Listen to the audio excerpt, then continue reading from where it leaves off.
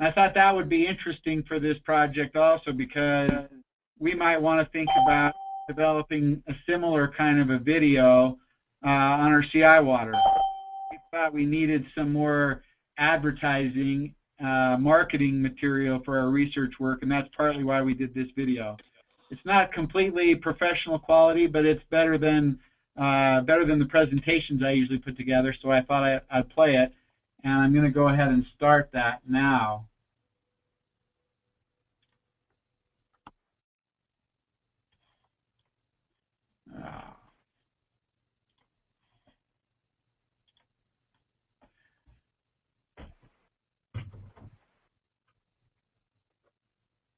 The global free exchange of information and data over the internet is changing the world. Consider how online education initiatives allow people in remote locations to be taught by the best educators in the world. Medical doctors can collaborate over long distances to provide us the very best diagnoses, procedures, and treatments, no matter where on the globe we reside. And of course, instant information sharing via Facebook and Twitter is forever changing how we connect socially, politically, and economically on a global scale.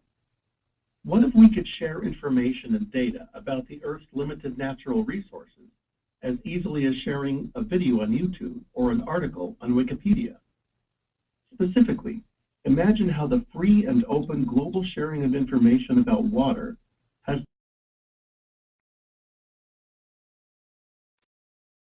water.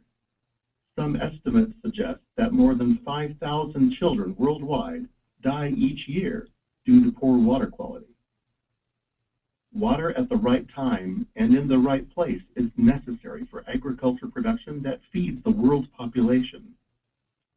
Floods are by far the most expensive natural disaster, causing an average of $85 billion in damages each year, and in recent decades, this number is on the rise. These problems can be addressed through better forecasting, response, and water management, all of which require rapid access to reliable data.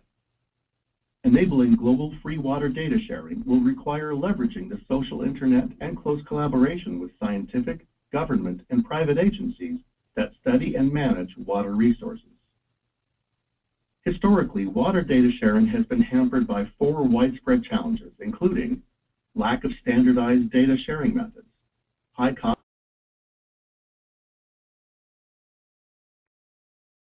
in many cases, a culture of not making data publicly available. Several organizations have recognized and are addressing the need for water data sharing standards. For example, the World Meteorological Organization, or WMO, has established a vision for global data sharing and coordinates efforts throughout the world.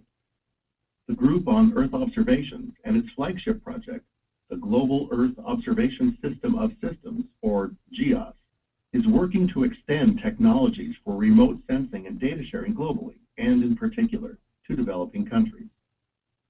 The Open Geospatial Consortium, or OGC, creates standards for sharing map data, and recently worked with WMO to make a new standard for sharing water information across the web called WaterML. The Consortium of Universities for the Advancement of Hydrologic Sciences, or QUASI, has provided the hydrologic information system that serves as another important piece of the water data sharing puzzle. The HIS includes tools to find and share data using OGC standards.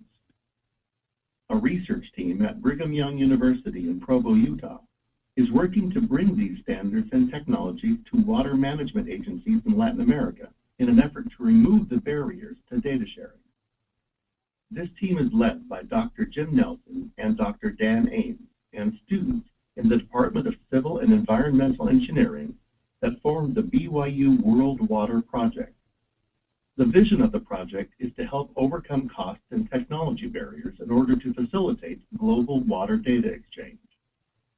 Key initiatives include developing an international version of the Quasi Hydro Server and Hydro Desktop, free and open source hydrologic data sharing software tools, piloting an outreach project in Central America to promote the implementation and adoption of these tools, expanding the reach of all of the tools and standards embodied in the GEOSS vision as both contributors and consumers.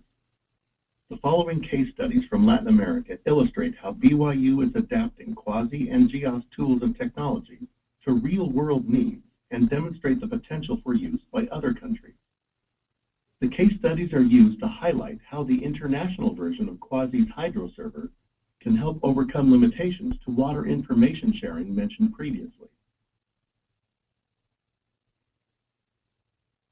The valley of San Pedro Sula is the breadbasket of Honduras and responsible for a large part of their agricultural production and overall economy. The Valley Flood Control Nation is in charge of developing a variety of water management projects, including flood protection for residents in the valley. However, we are handicapped by the lack of information available to make important analysis and design. The lack of information, hardware, software, and trained personnel means important decisions are made with empirical and simplistic models and compromise our ability to effectively manage our water resources. In 1998, after Hurricane Mitch, the international community was anxious to help our situation, and many donations and investments provided us with new telemetry and other hardware and software systems to help us better manage water information and provide flood warning. Unfortunately, we could not sustain either the maintenance cost of software or the technical support. Because of this, in just a few short years, all we had were text files for the telemetry stations still operating, and no software or ability to interpret and use them. An important aspect achieved through this pilot project has been to decipher the codes from the older program and create a quasi-HIS hydro server database founded in recognized standards. This database is now operable and being hosted on the BYU World Water Server, even as the Commission in San Pedro Sula is taking steps to acquire their own servers and take over complete management. I am happy to participate in this pilot project, and along with the help of others, we hope to increase our capacity in hydroinformatics to benefit all of the vulnerable people in the valley. While the benefits to having an updated system that is cost-effective, based on international standards, and capable of linking other governmental institutions and international organizations, the real beneficiaries will be the 8 million people of Honduras. First of all, the direct beneficiaries of the program will be the 2 million inhabitants living in the Sula Valley, where we are actually implementing the project. But finally, because of the multiplying effect, the rest of the 8 million people of Honduras will benefit by extension. Logically speaking, this will make government investments in infrastructure made by the Secretary of Planning and Development in these areas more effective and productive, and overall, the majority of cases will result in lower costs. Secondarily, making the most vulnerable zones more protected, we can recover agricultural areas and make our country more productive. This will have the effect of increasing the quality of life for all Hondurans, in reality providing them a better standard of education, health, economy, and raise us to the level of more developed countries.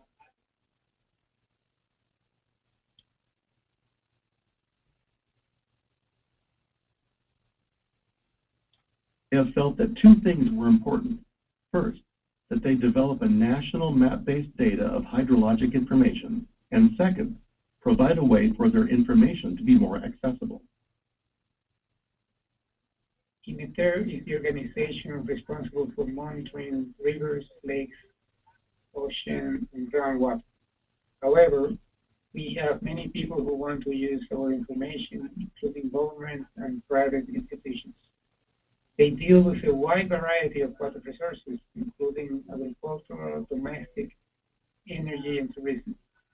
To date, we charge a fee for the information, but this restricts its use and the benefits derived, so we think we should make the data freely accessible.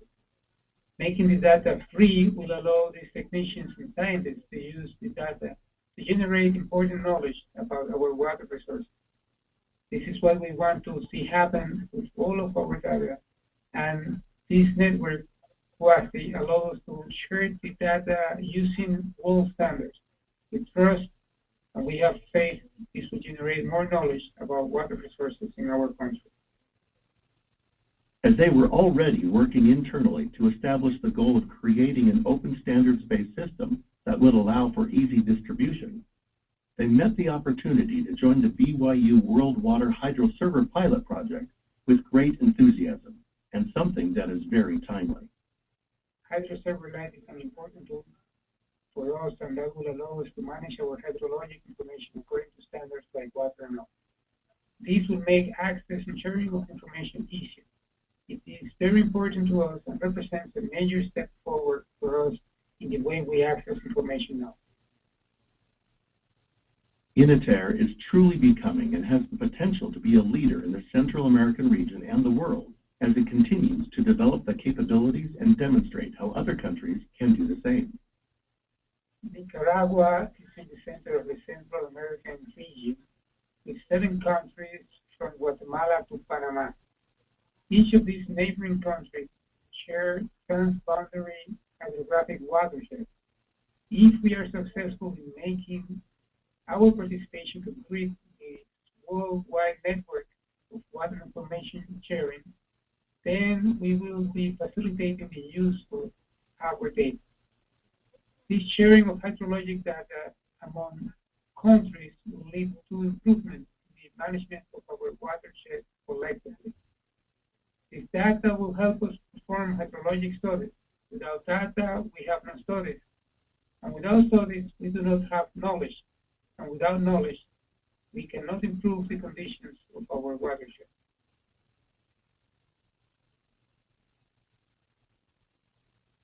INDRI, the Instituto Nacional de Recursos Hidráulicos in the Dominican Republic, has been a leader in the region, developing a hydroinformatics program and policy that allows for easy public dissemination of historical water information.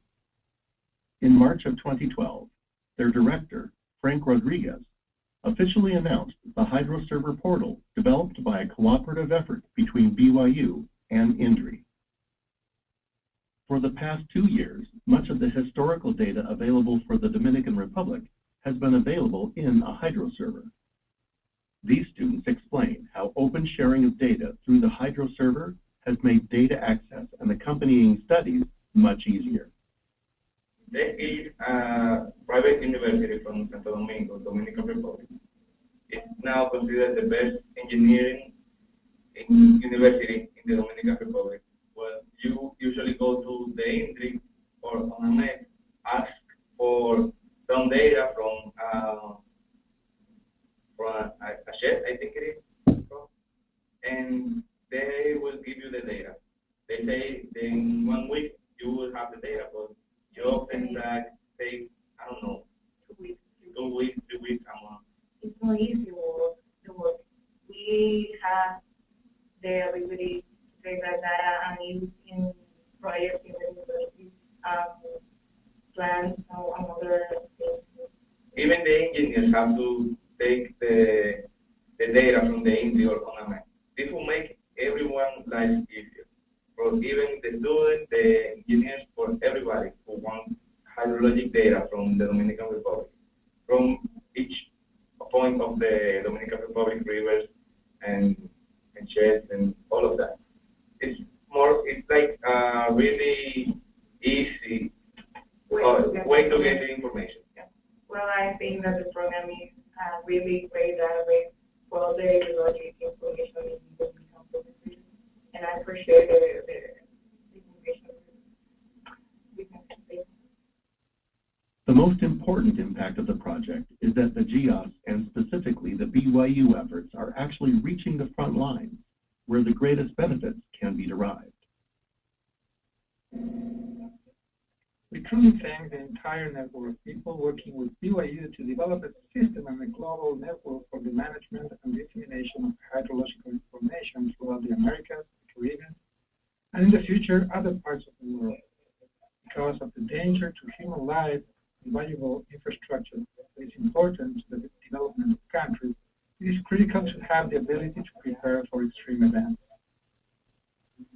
Water information management systems are the great advantages of providing a clean information generators in all countries information that is standardized, verified, and accessible to everyone for the benefit of everyone.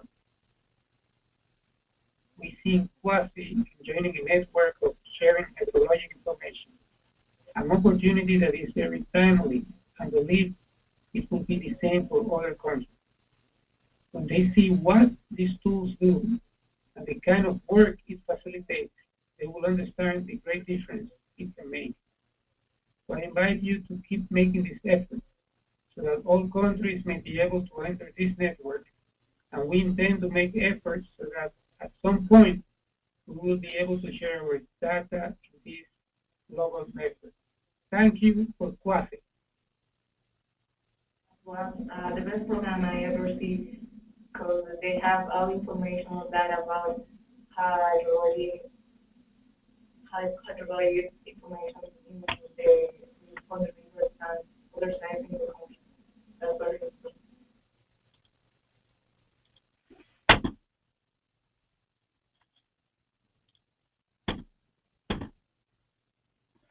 Okay, I hope you were able to hear that okay.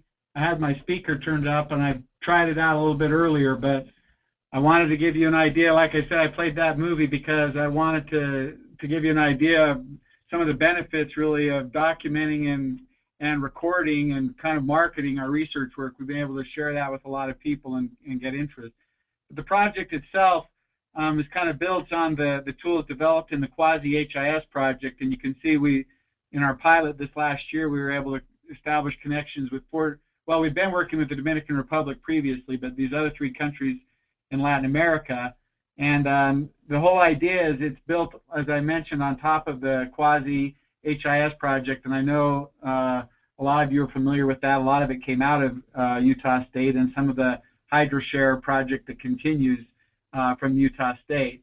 So we built on top of that, but David Maidman has been working along with that project to develop the standards through the WMO and through the OGC, so that kind of the timeline that shows how that happened through working groups in the OGC and the WMO.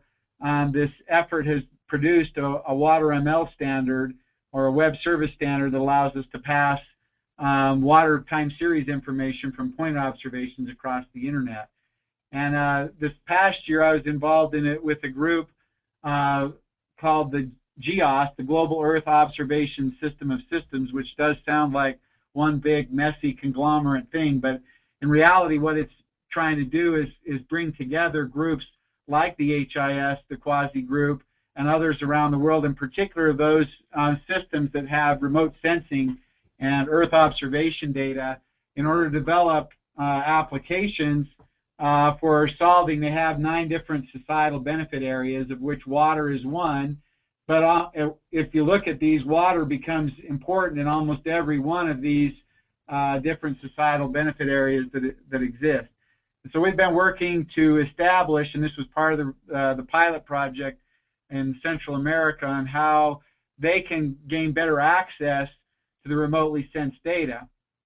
And this consortium that I worked with this last year included groups from all over the world. It was managed by the University of Texas, David Maidman and his colleague David Arctor down there, in bringing together different groups that were working with WaterML and standards-based water information sharing.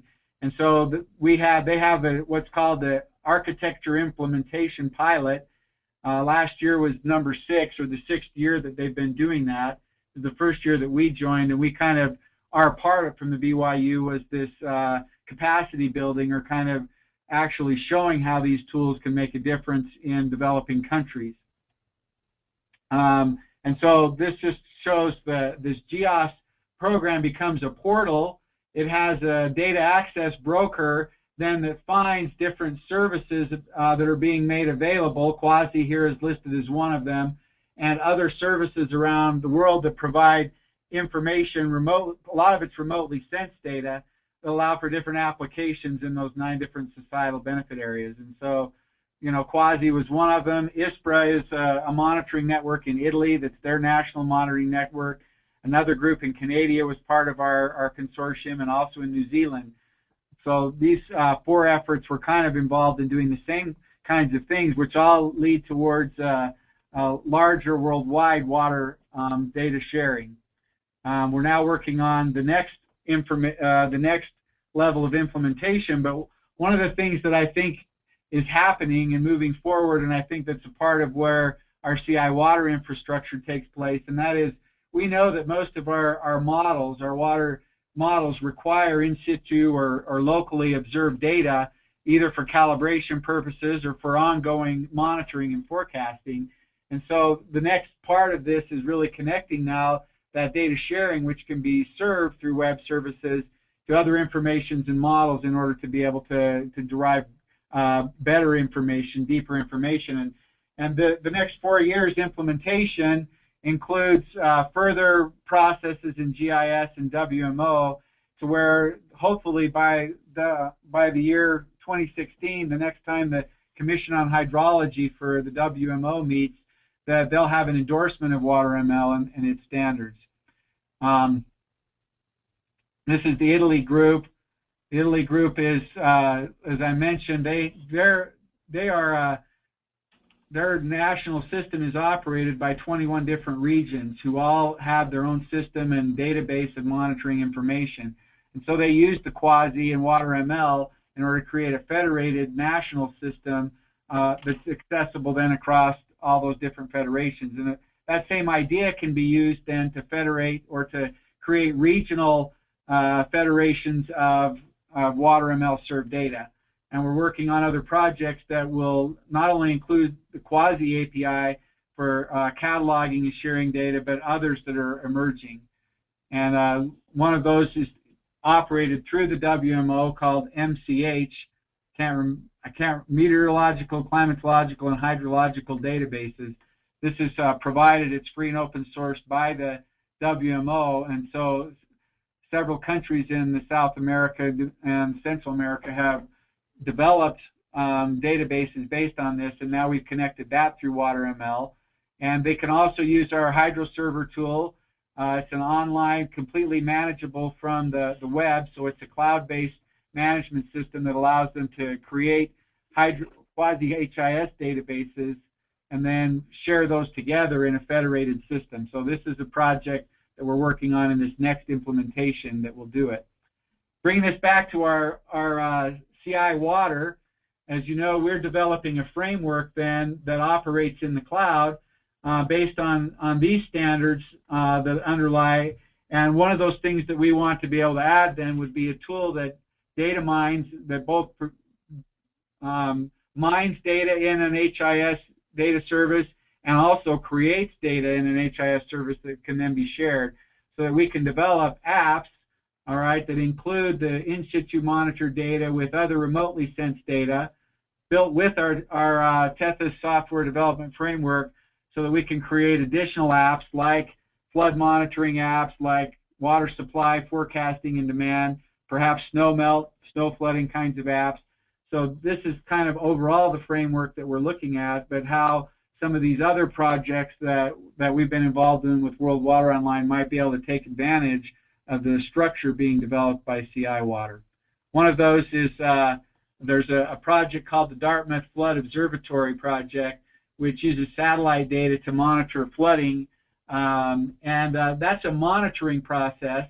And they need, in order to improve that process, they really need access to in situ, at least a couple of gauges, in order to calibrate their remotely sensed data for their flood monitoring.